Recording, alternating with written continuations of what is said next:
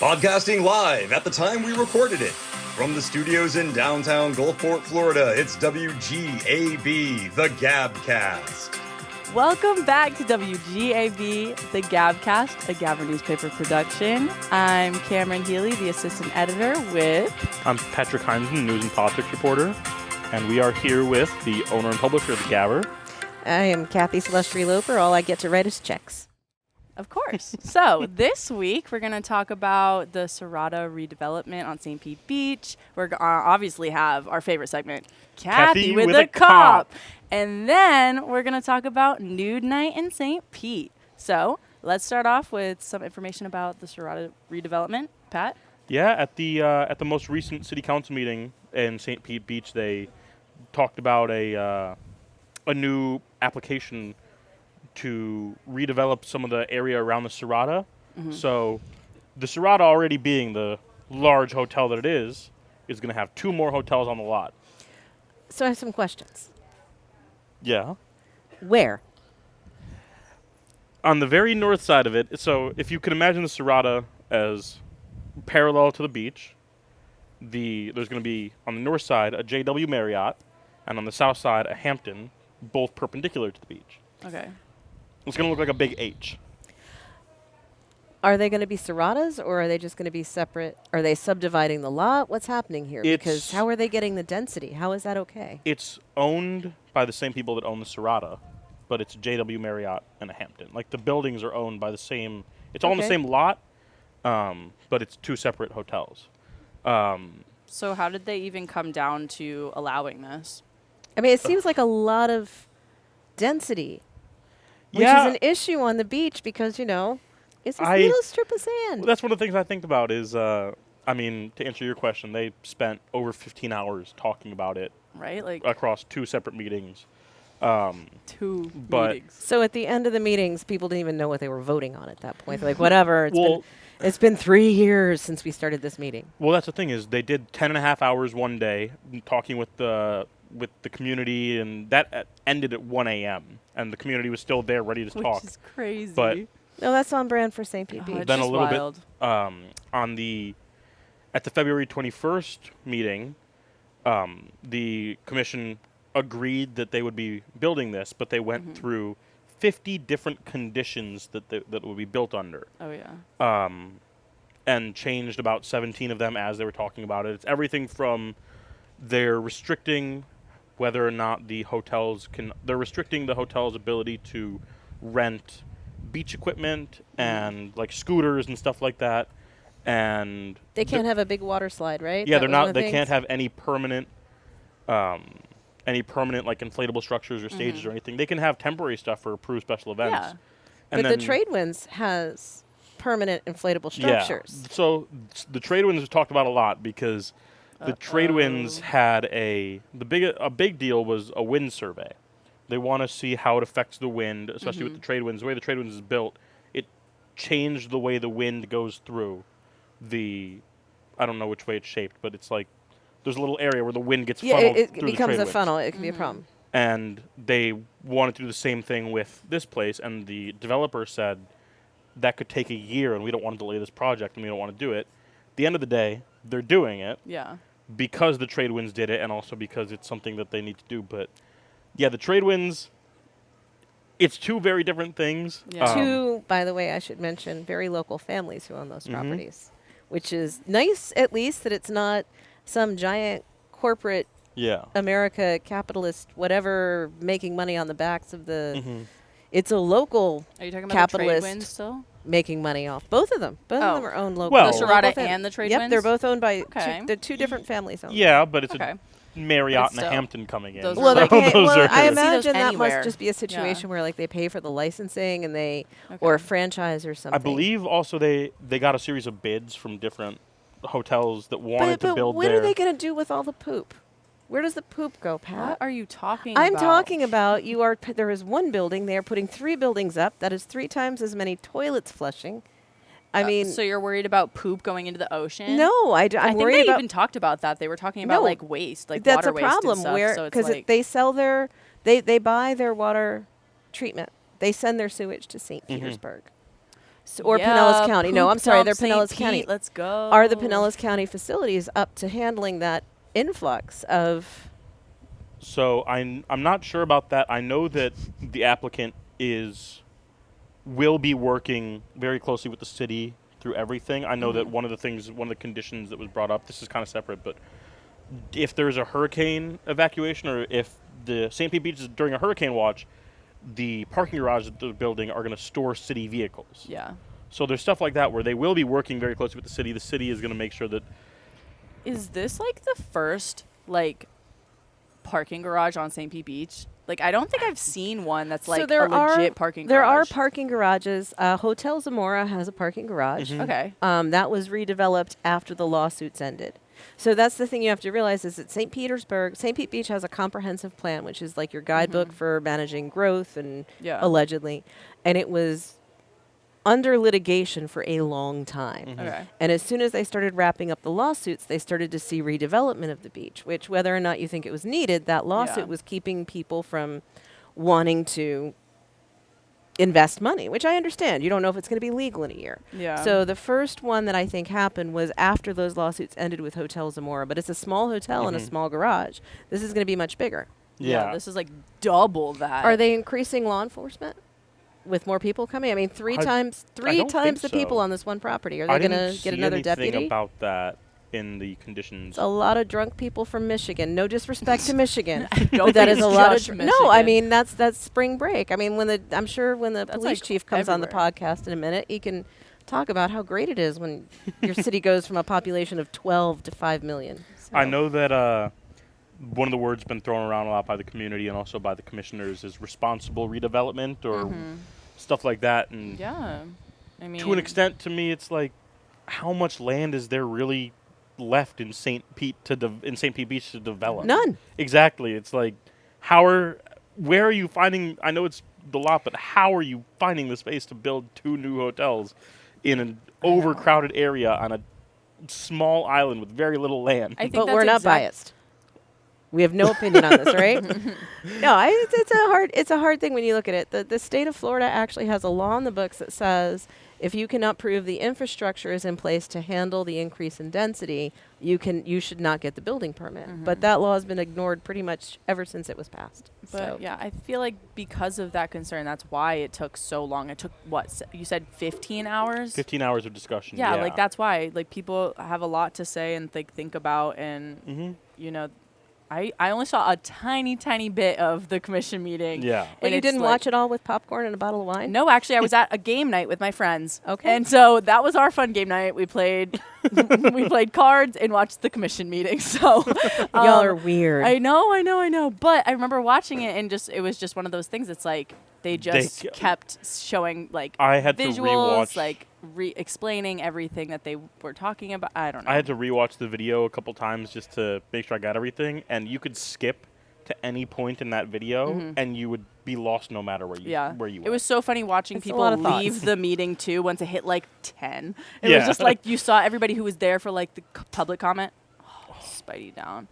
And it was just funny. It was just funny. But yeah, I definitely think it was obviously a long discussion. I was surprised that it worked out the way that they were hoping, like the developers. Well, I think that from what I understand, Never I mean, shocks me. It's the developers, it's developing. I know that they're not very happy with a lot of conditions because, like I said, the wind study could delay it a year, 8 months to a year. So that's a big deal, but it's happening. It's being put in. It's a conditional usage permit, so there's a lot that goes into that. And I'm sure that all in all, it's going to bring a lot of more people to St. Pete Beach. It's probably going to be more affordable than staying at the Sirata, staying at the Hampton on the same property. Stuff like that. You're going to get beach access. There's, I believe both of them actually have a rooftop area with like a stage they're approved for amplified music on the roof and stuff like that. So it could be cool. There's new places to stay in St. Pete Beach and new things on the way. Yeah. You know? It'll be exciting. But you know what I'm really excited for? I know what you're really excited for because I'm excited for the exact same thing. Cathy with a cop. Why are you so excited about this? We will be right back. Did you know, in 1968, our founder, George Brand, started the Gabber newspaper, then called the Gulfport Gabber, to hold Gulfport City Council accountable. Read more of our City Council coverage and learn about our policies on reporting, fact-checking, and funding. Visit thegabber.com. All right, welcome back to WGAB, the GabCast. As we mentioned earlier, I am Cathy, the publisher / editor-in-chief / check writer, here with Chief Rob Vincent, Gulfport Chief of Police. Thanks for coming back. Of course, my pleasure. So this week, we had something that I think, or would like to think, is a little bit of an anomaly for Gulfport. And Monday morning at around 3:30 in the morning, there was a report of an attempted sexual battery on Gulfport Beach. Am I getting that right so far? Yes, absolutely. Everything about that's right, All right. unfortunately. So, obviously, this made the news. We reported on it. A couple of TV stations have picked up on it. Mm-hmm. Rather than me tell you what happened, why don't you tell what your understanding of the events are? Tell our listeners and watchers, viewers. We call them viewers. Well, I got a call about 3:30 in the morning, and Commander Farron said that the night shift patrol squad had investigated a attempted rape on the beach, and the gist of the story was that a woman was at the beach with a friend of hers, and the friend wanted to go fishing, so the friend went to the docks behind the casino to fish while she waited for him at one of the pavilions on the beach. And at some point, she was approached by this man named Christopher Williams, and Christopher was being a little forward with her, and she didn't like it, so she got up to walk away. And when she started to walk away, he followed her, and then he grabbed her and told her that he was going to have his way with her. And when she tried to pull away and said, "No, you're not," he shoved her to the ground. At some point, his pants were pulled down, and she screamed for help. And two people, one was her friend, and the other was a neighbor across the street, came over, and they saw the guy on top of her holding his hand over her mouth. And they were able to intervene and yell at him, and he got up and ran away.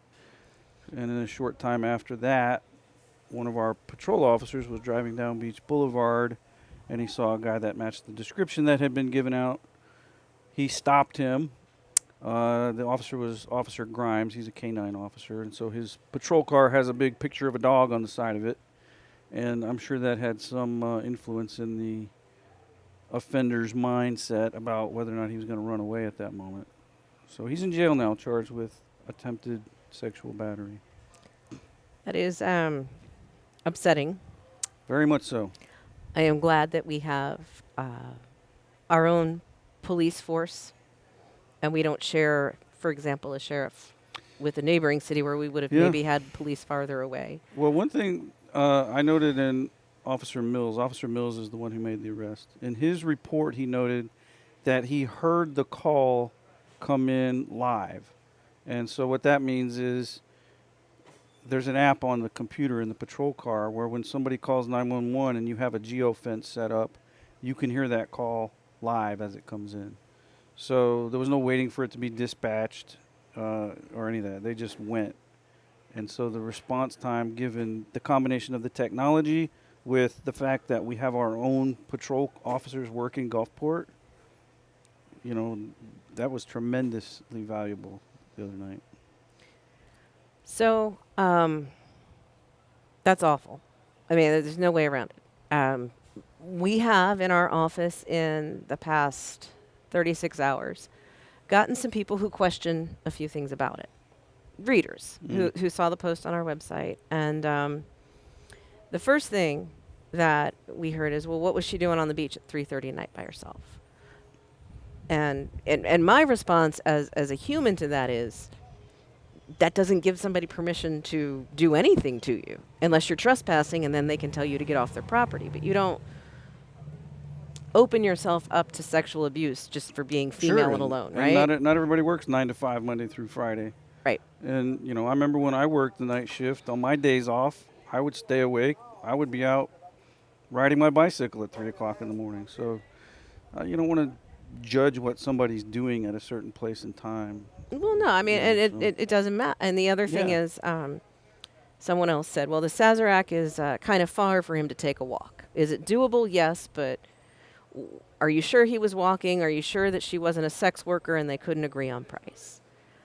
So my question to you is, it sounds crazy to me, but I do think it is a little bit far to walk, but is there some reason we should not believe this woman? And even if she was a sex worker, would that excuse the alleged behavior? Well, there's no history that she has that would indicate that. I mean, I walked down here from my office, and then I walked down to get ice cream, so it's not really that far. No, I don't think it is either. It's about the same. Either. From there to the beach is less than a half a mile. So,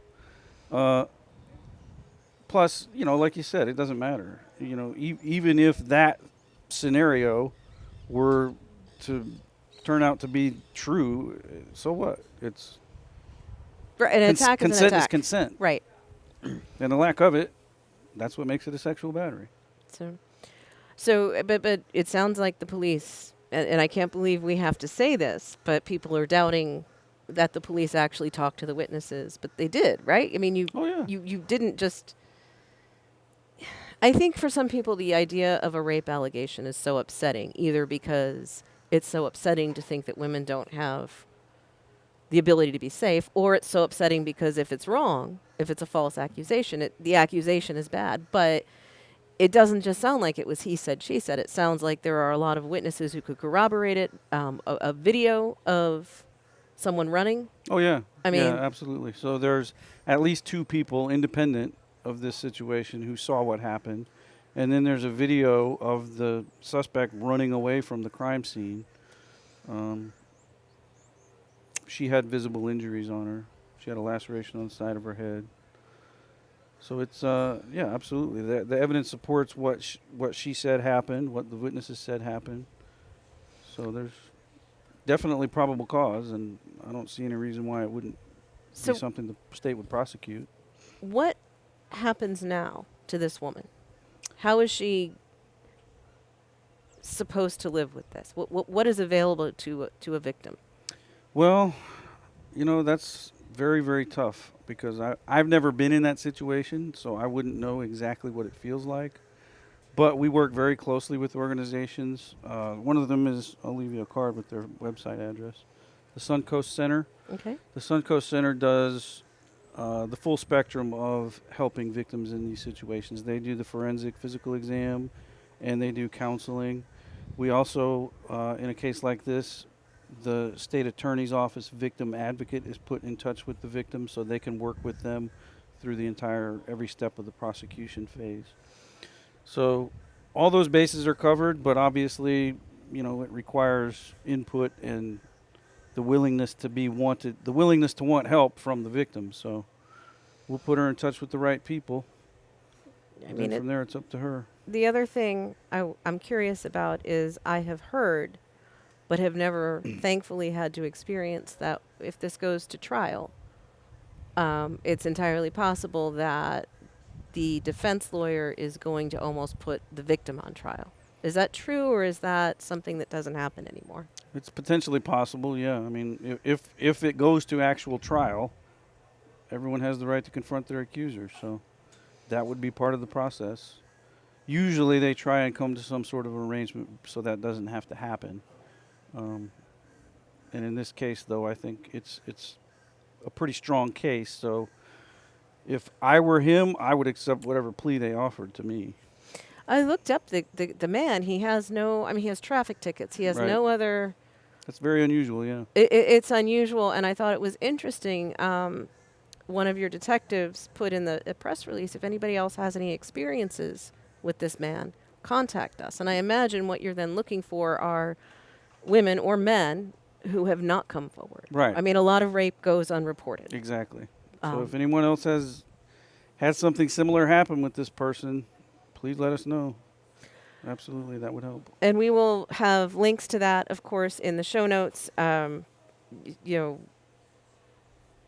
hopefully no one does have that experience, but if you do, please reach out because, the after effects of an attack like this can stay with people for a long time.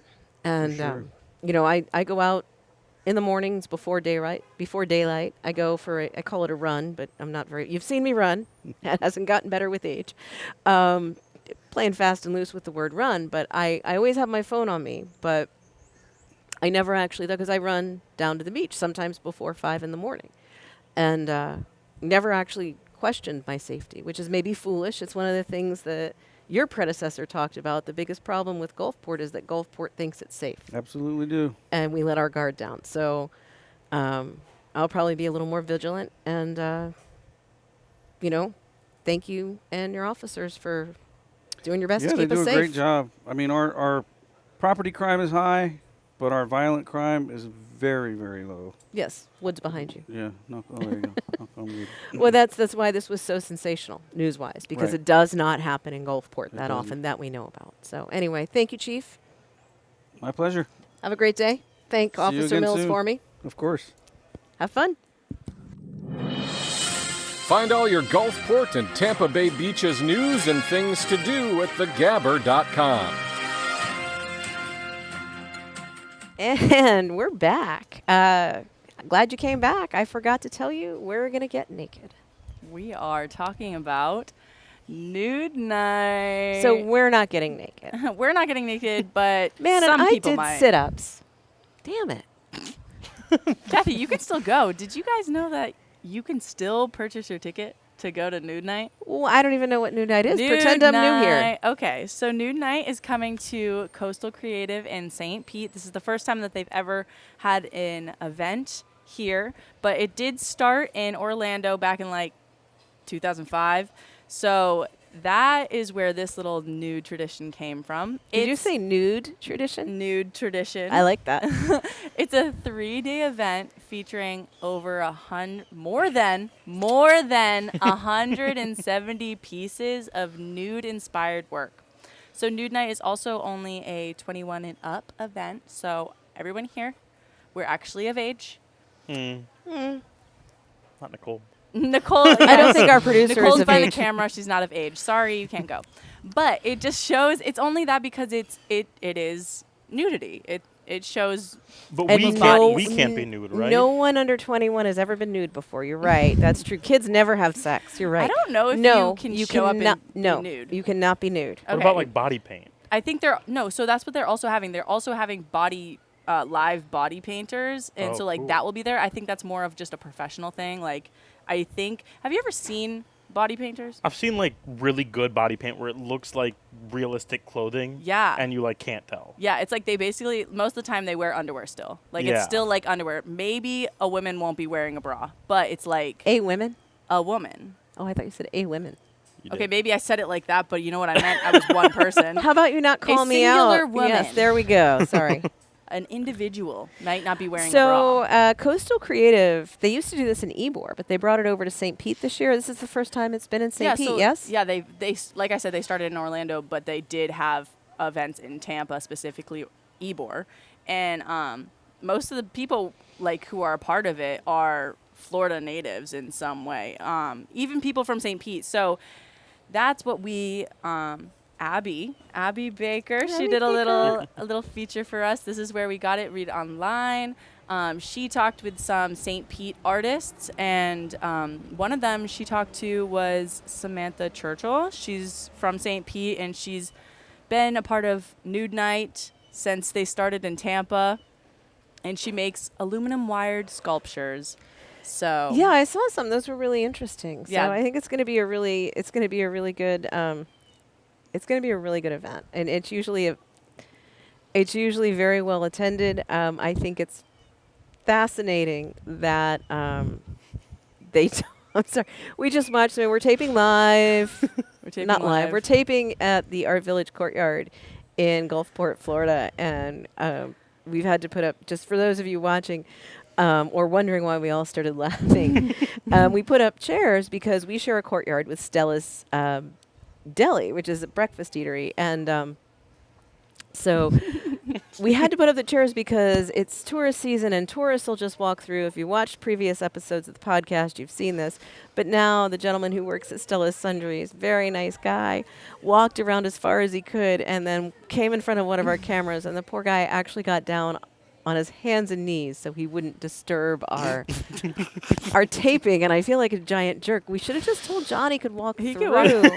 Okay, so that anyway, happened. Back to nudity. Sorry, we're here Back with to you. nudity, to the actual important stuff. What I was saying before we almost limboed was that I find it really interesting that, and this was the case years ago when I first covered, I've never been, but I've written previews of Nude Nite, and they would say, well, no DSLR cameras, unless you're media. Oh, okay, yeah. But they can't say you're not going to. And so now they accept that cell phones are in. And my point is, cell phone technology, especially on some of the newer iPhones, is almost as good, if not better, Yeah, than it can be some of the DSLRs. I mean, you can take some print quality photographs Yeah. with this little phone. And you might But notice don't. What they're basically saying is don't come there for pictures. In my experience, what they try and do is they try and discourage the creepers. Yeah, it's a body positive environment, and nobody it's like, come on now, people are just trying to have fun. Why do you have to make it weird? Have you met people?